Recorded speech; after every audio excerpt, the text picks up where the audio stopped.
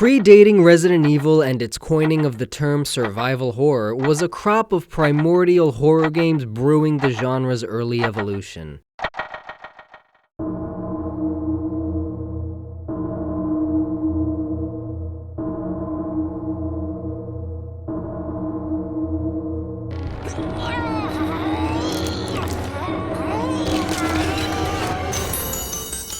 Clock Tower was created by Hifumi Kono at the long-gone studio Human Entertainment, known in Japan for a variety of games, including this point-and-click adventure about teenage girls hiding and escaping from demonic serial killers. The original was a low-budget, small-staff experimental project released for the Super Famicom in 1995. I say that and not Super Nintendo because it was only ever released in Japan. It was later ported to the Japanese PlayStation and PC, but Westerners remain reliant on fan translations. The game was a modest success, and the director was swayed by the PS1 to make a sequel which would debut in the West, but be known as Clock Tower 2 in Japan. It didn't so much compete with the original Resident Evil, but rather owe its success to it and the subsequent demand for horror games. However, that interest waned for the series as its creator left by the next entry, an unnumbered spin-off titled Clock Tower Ghost Head, confusingly localized as Clock Tower 2 The Struggle Within. Fortunate that I don't cover spin-offs in these videos, for the game was a critical and commercial failure and an abhorrent schlock. Eventually, Human closed its doors and sold the IP to Sunsoft, who would develop the fourth and final entry with Capcom, under an impressive gathering of creative leads. Clock Tower 3, as it was known and released worldwide, completely reimagined the game as an actual survival horror, but it sold far less than forecasted, and that was the final nail in the series' coffin. The Clock Tower series has garnered mixed reception throughout its run. Praised for its dense and spooky presentation, but panned for its cumbersome and archaic gameplay. Nevertheless, it's an important footnote in the history of survival horror, and the time has come to make lots of clock-related puns in this series episode of Clock Tower.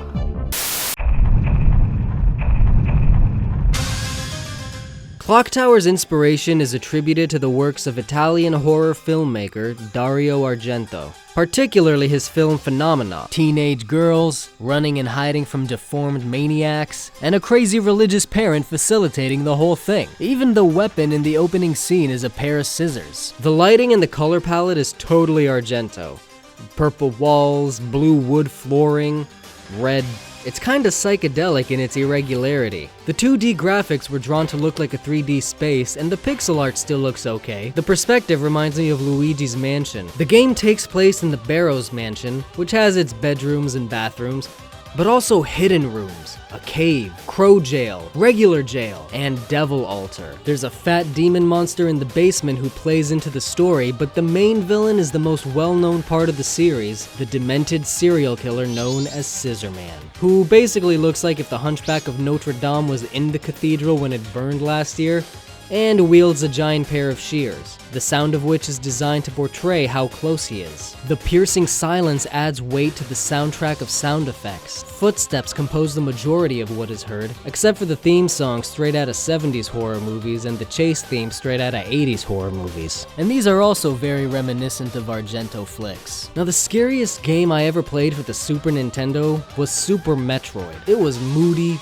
desolate, and just plain haunting. Very few 16-bit games have pulled off being scary, but Clock Tower carves a small spot as one of them with its brooding silence and feeling of helplessness. Much of this atmosphere is retained for the middle entry. It featured 3D graphics and cutscenes. I did like this little throwback shot to the original Soul perspective. The lighting isn't anything to write about, but the gory set pieces and satanic imagery help support the return of the single enemy. The piercing silence proves to be a series theme until creepy music that only appears for 25% of the game. Meanwhile, cringy PS1 era voice acting only appears for like 10% of the dialogue.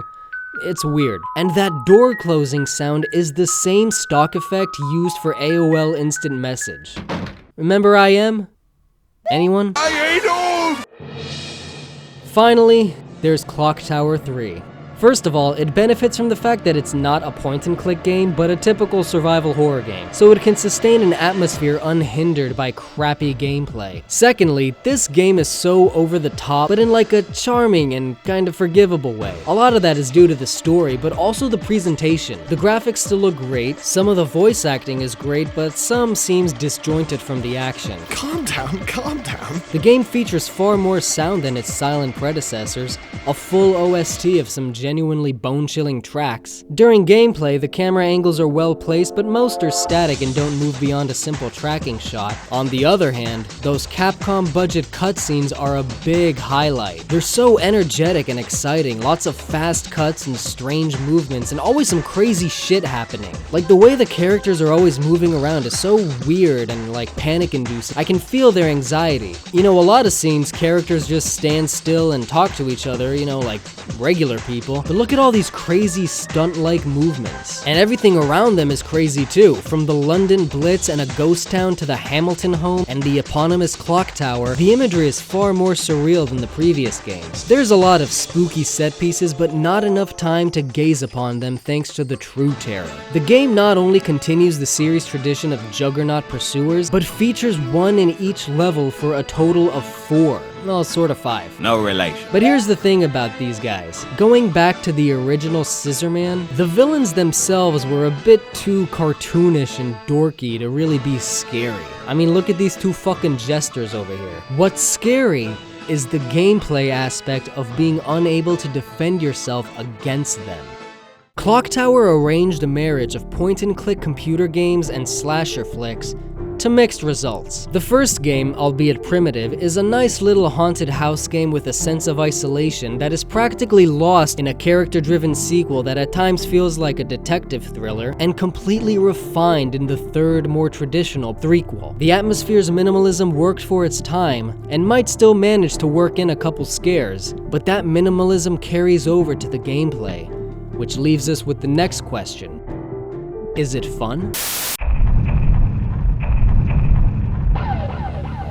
So here's the thing. Clock Tower is a point-and-click game. Now it's easy to say, what were you thinking? But point-and-click games were quite common back then, on PC. Had this series prioritized that platform over consoles, it may have seen greater success. A cursor appears on screen and is used to direct the character's movement, open doors, and interact with objects. Some objects are part of the game world, but some can be gathered and stored in an inventory. All these objects are used to solve puzzles that open the mansion to further exploration, along with specific keys. And in the biggest missed opportunity since the cereal buffet, the game is incompatible with the Super Famicom mouse. The character can walk and run. The slow pace of walking is a double-edged scissor, so like a scissor. It makes the game suspenseful, but also tedious. Running, on the other hand, lowers status. Status is indicated by the bottom left portrait. Blue is good, red is bad, and there's some in-between colors. Status is regenerated by standing still,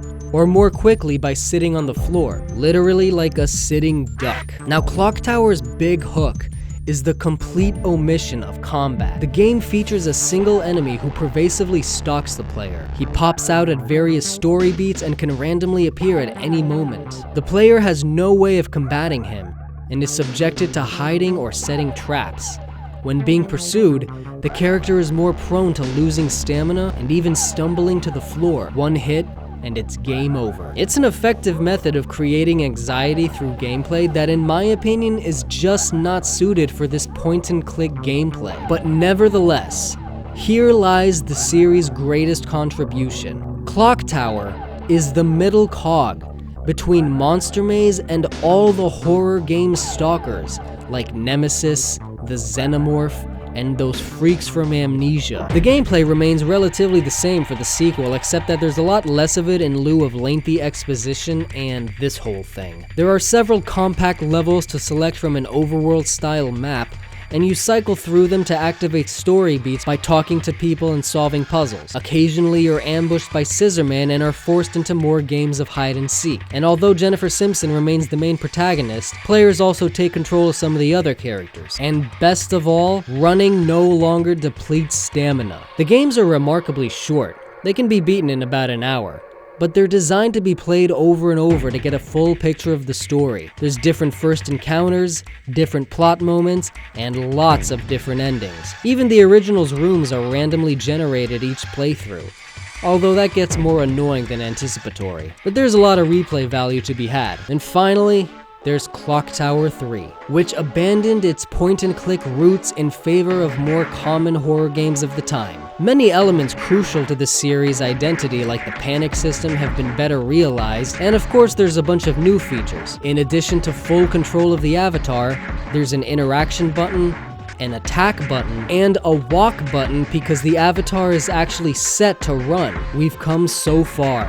From running depletes stamina to running is the default. Saves are recorded in diaries, holy water is refilled in pots, and both can be done at lion head fountains. Holy water is used to temporarily stun spirits and stalkers, disable enchanted locks, and activate sigil portals. There's even maps and consumable items. The first half of the game is set in the character's home, which acts like a hub from which the other levels are traveled to, and the second half just takes a more linear approach. The worlds are likewise explored through keys and puzzles that vary in forms, one of which being a spirit. Spirits are the ghosts of the antagonist's victims, and must be put to rest by reuniting their corpse with a sentimental item. Now here's my one gripe with this game. The stalkers appear way too often that it quickly goes from frightening to frustrating. Like, I'm just trying to get shit done and all of a sudden... And then you hide, but 1 minute later and... You set one on fire, and then right when you... And then she...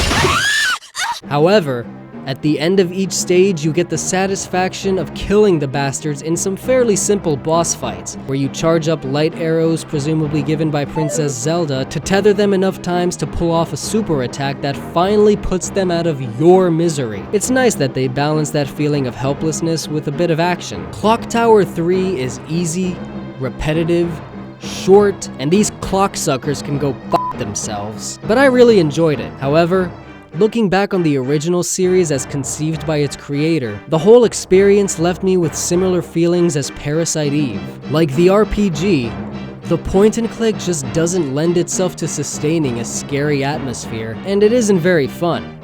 At least not to me. Unless they just kind of scissor or something. The story of Clock Tower is... It's aight. It's pretty light on narrative. It's like story light. Bit of a diet story. Sort of I can't believe it's not story. There's some disturbing moments. There's some touching moments, but a lot of it is kinda stupid. And while the first two are directly connected, the third one was written as a standalone story with very loose connections to its predecessors. Mostly it's the family name. The Burrows are often considered to be a localization error of Barrows. Either way, I'ma just refer to all of them as the Barrows, just for the sake of tying the narrative all together.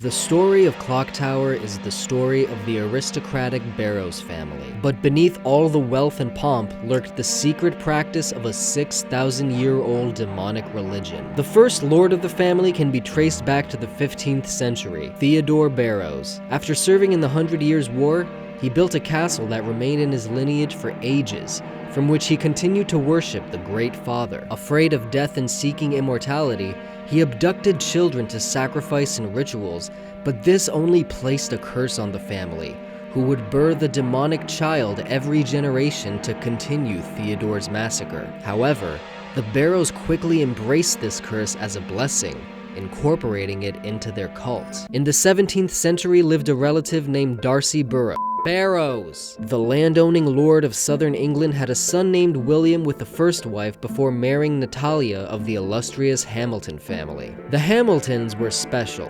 The women of the family assumed the roles of rooters, teenage girls who fight against subordinates and entities, which are evil spirits who feed on the sorrow of the dead and the still beating hearts of blood-related rooters. Darcy and Natalia had a daughter named Annabelle, whom he loved so much he wished to become an entity with her. But shortly before her 15th birthday, she died in a stagecoach accident. Darcy's grief turned to rage and drove him mad. He had his two servants slaughter 115 18 people from his tenants to both of his kids' mothers. When an angry mob finally rebelled, they chased him to the clock tower of his castle, where he was crushed to death by the gears, and the Scissor sibling servants were stoned. According to legend, Barrows swore to haunt the world as long as the clock tower stood. His surviving son William escaped the massacre and changed his name to Billy Brown. For 13 generations, the Barrows endured their cursed cult, until the 18th century. Quentin Barrow had a son named John, who was a demon who killed children around northern England with a large pair of scissors,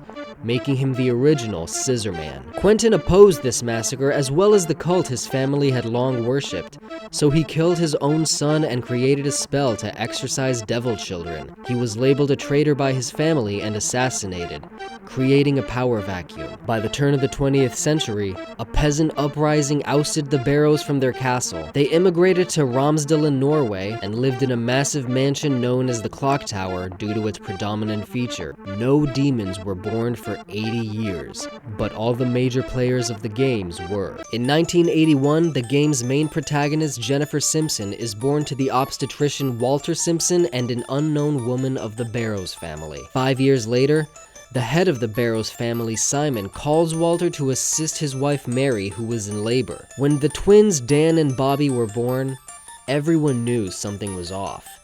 They were deformed, radiated an evil aura, and they literally devoured Walter's right hand. Straight from the stinking flames of hell. The Barrows curse had resurfaced. Although Simon was a recluse, he was known as a kind man, and like his ancestor Quentin, wanted nothing to do with the family cult, so he planned to kill his demon kids with the spell left for him, while Walter shared those same intentions. Mary, however, was not about to let anyone kill her newborn sons, demon or not. She trapped Walter in a secret room and locked Simon in a cage.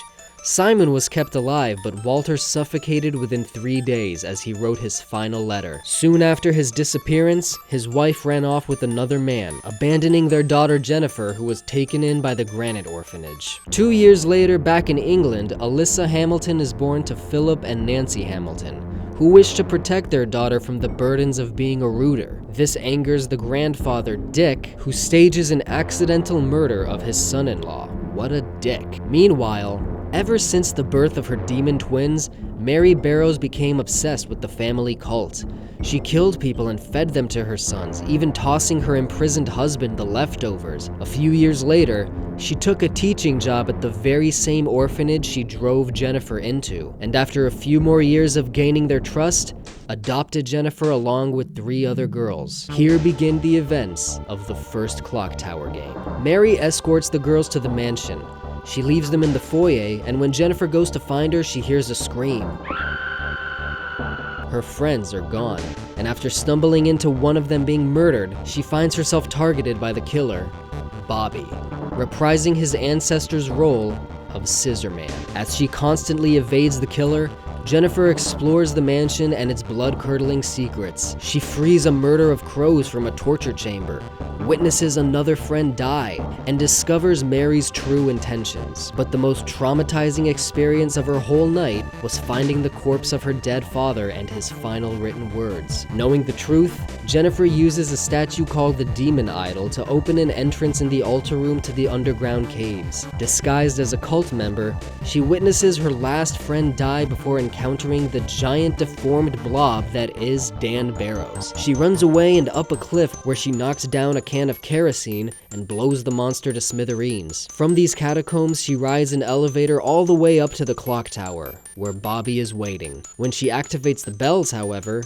he cannot bear the ringing and plunges to his death, crushed by the gears. Mary tries to avenge her dead twins by killing Jennifer, but before she can get her revenge, the crows she used in her rituals get theirs. Jennifer is the only survivor of what would become famously known as the Clock Tower murders. In the events of the sequel a year later, she is adopted by Helen Maxwell, the assistant of a psychiatrist named Samuel Barton, who is treating her PTSD at the university to uncover the mystery behind her alleged Scissorman account. They are separately interviewed by journalist Nolan Campbell, whose final question for Jennifer is a date proposal which she accepts. Jennifer then meets a teacher from her past orphanage escorting Edward, an orphan who claims to also be a survivor of the Clock Tower murders. Weird. On her way to meet Nolan, however, she is ambushed and stalked yet again by Scissorman, who murders 2 security guards and Helen's colleague. Nolan interviews the former Barrows butler Rick at his home,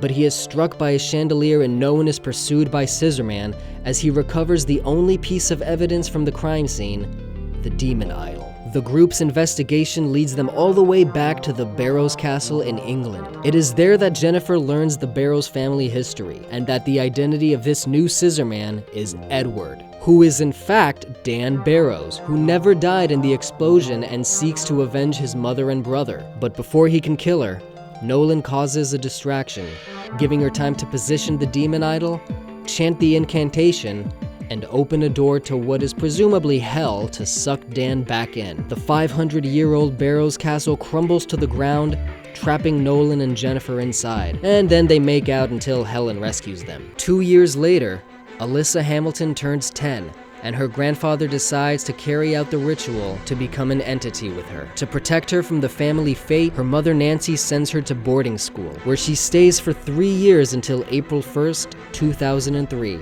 The day before her 15th birthday. Upon returning home, the events of the final game begin. In the search for her mother, she discovers and accepts her role as a rooter, placates the spirits murdered by the subordinates, kills those subordinates, reunites with her childhood friend Dennis, who gives off some very Ron Weasley vibes.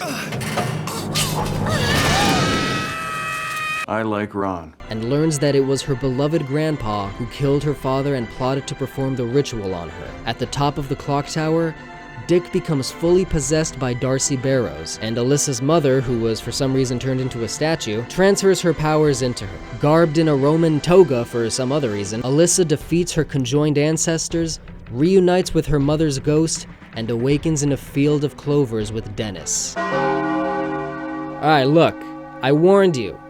It's kinda cool, it's kinda stupid, it's kinda... Out to hell with all of you indecisive bastards! The whole thing is just littered with plot holes and object impermanence and just plain weird shit. How the fuck does this become this? Why is Bobby's weakness the ringing of a bell? The third is aptly full of blimey-limeys, but the first 2 don't feel very Norwegian. They don't even have accents, and these are some of the least Norwegian names ever. The writing is just so bland and unfit. What was the point of having a copycat killer? It added 0 significance and was executed so stupidly. There are 3 possible canon endings for the first one, and it's unknown what the canon ending is for the second game. And what the hell does this mean? Also, dude, Nolan, she's 15. I mean, if she was 16, I'd look the other way, but 15? The slashers themselves I found corny, but I like how they fill major roles like the subordinates. The characters are okay. Jennifer Simpson is based on Phenomena's character, Jennifer Corvina, who is played by Jennifer Connelly, and Jennifer.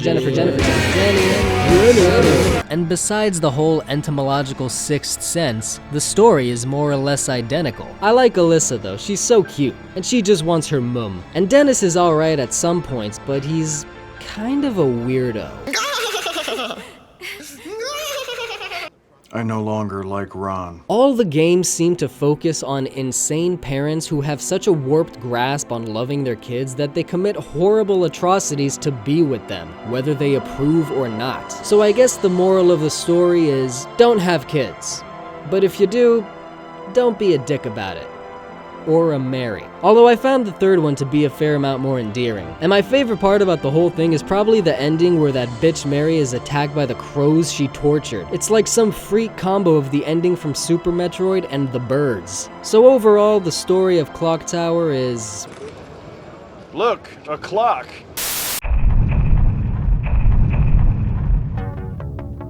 Although the series closed its curtains after 3, 2 spiritual successors were made. One was a PS2 game called Haunting Ground, which is better than all the Clock Tower games combined and one I cannot wait to make a video for. And the other was a Kickstarter project by series creator Hifumi Kono. It's...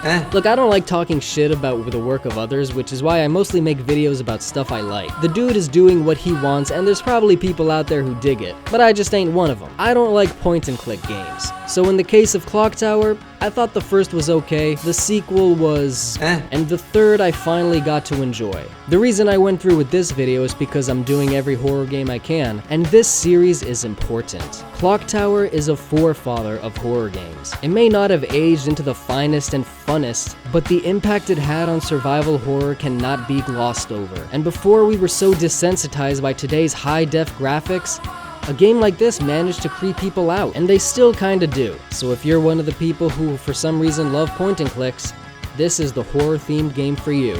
Personally, I would rather play with scissors.